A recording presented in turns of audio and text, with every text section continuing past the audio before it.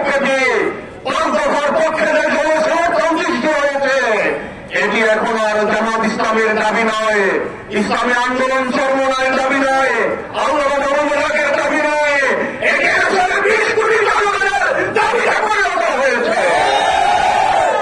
আমরা সরকারের কাছে আহ্বান জানাই এবং সরকারের নির্বাচন কমিশন সহ সংশ্লিষ্ট প্রশাসনের কাছে আহ্বান জানাই, অত্যন্ত বিনয়ের সাথে অনুরোধ করি, দেশের জনগণ 71 রক্ত দিয়েছে, 72 থেকে 75 ভাগ শহীদের হাতে রক্ত দিয়েছে, স্বৈরাচারের সাত বিরোধী আন্দোলনে রক্ত দিয়েছে, 96 থেকে বিনা ভাগের নির্বাচনের বিরুদ্ধে, আন্তর্ভাগের নির্বাচনের বিরুদ্ধে আন্দোলনে রক্ত দিয়েছে, এদেশের জনগণ কেয়ারটেকার প্রতিষ্ঠান রক্ত দিয়েছে, গত 15টি বছর খুন করসপায়ার আইনঘরের মাধ্যমে রক্ত দিয়েছে, জুলাই আগস্টে 200 শতাধিক ছাত্র জনতা জীবন দিয়েছে, 30 শতাধিক আহত হয়েছে, এদেশের জনগণ সিদ্ধান্ত নিয়েছে একটি বৈষম্যমুক্ত একটি গণতন্ত্র রাষ্ট্র প্রতিষ্ঠায় তারা রক্ত দিতে চায় না।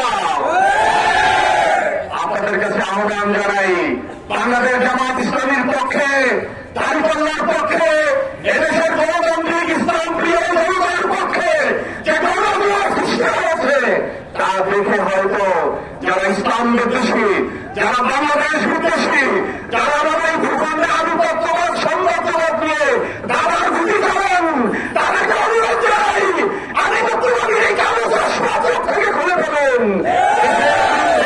দেশের বিরুদ্ধে, দেশের জনগণের বিরুদ্ধে ষড়যন্ত্র বন্ধ করুন। সরকার 2000 শহীদের রক্তের বিনিময়, 30,000 আহত ভাইদের বিনিময় আমরা এই সরকারকে আলোচনার পরিপ্রেক্ষিতে ক্ষমতায় বসিয়েছি।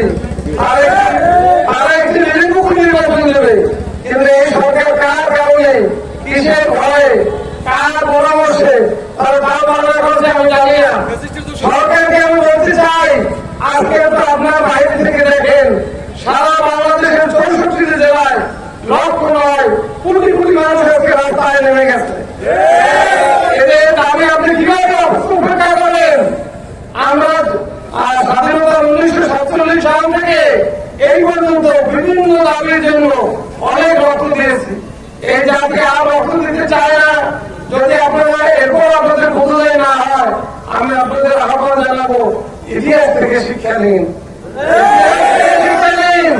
এই দেশে আন্দোলন শুরু করলে তারা আন্দোলনের ফসল ঘরে নিয়ে ফেলে এই দেশের মানুষ একেবারে নিকট যে ঘটনা, এই জুলাই মাসের জুলাই অগস্টের যে ঘটনা, আপনারা কি চিন্তা করছেন?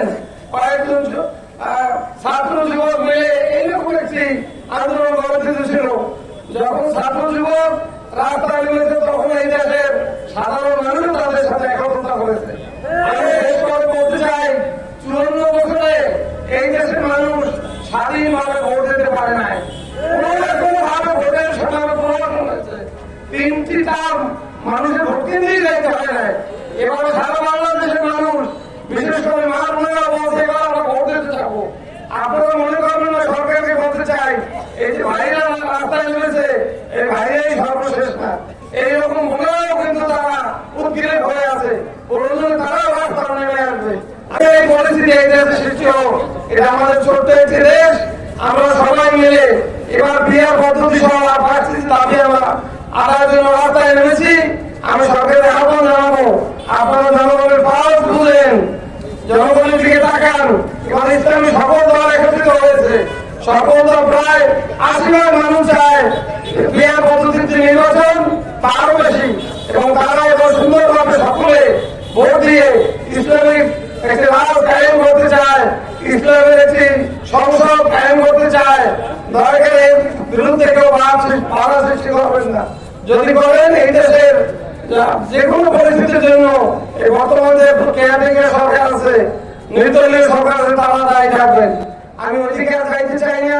আমি সাংবাদিক বাহিনীর মাধ্যমে এখানে আরো যারা বিভিন্ন পর্যায়ের বাহিনী আছে তাদের মাধ্যমে সরকারে জানিয়ে দিতে চাই, সরকার যেন একটু দেখে তাদের যেন বোধোদয় হয়।